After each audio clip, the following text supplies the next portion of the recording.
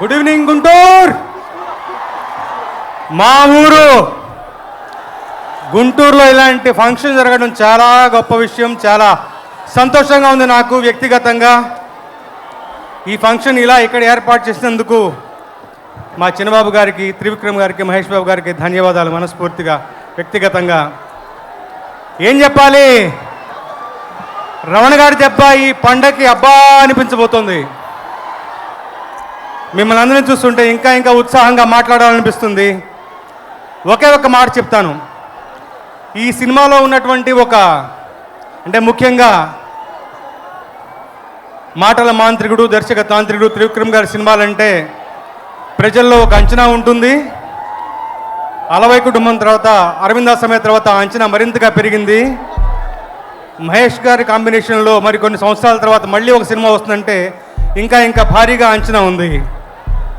నేను వ్యక్తిగతంగా ఈ సినిమా కోసం ఒక బిట్ సాంగ్ రాయడం కోసం ఇంటర్వెల్ సినిమా చూశాను. చెప్పొచ్చో లేదో తెలియదు. మహేష్ గారు కంటతడి పెట్టించేలా పర్ఫార్మెన్స్ ఉంటుంది, గుచ్చుకునేలా మాటలు ఉంటాయి. సినిమా థీమ్కి సంబంధించిన ఒకటి బలమైన సన్నివేశం ఆ ఇంటర్వెల్కి ముందుగా వస్తుంది. కంటతడి పెట్టాను. టక్కున వెంటనే మహేష్ గారిని, త్రివిక్రమ్ గారిని చూడాలనిపించి సెట్కి వెళ్ళాను. అది నా పర్సనల్ అనుభూతి. అది మాతో పంచుకోవాలనిపిస్తుంది. ఈ మాట నేను తమన్తో అంటే ఇంటర్వెల్స్ నేను చూశారు, క్లైమాక్స్లో ఇంకా బ్రహ్మాండంగా ఉంటుందన్నారు. సో ఈ సినిమా ఒక భూమిబద్దల వాతావరణంతో ఈ సంక్రాంతి పండుగ రాబోతోంది. తప్పకుండా మన అంచనాలు మించి ఉంటుంది ఈ సినిమా. త్రివిక్రమ్ గారు అంటే కథనం ఉంటుంది. మహేష్ గారు చాలా రోజుల తర్వాత ఒక మంచి మాస్గా చేసినటువంటి ఒక క్యారెక్టరేషను.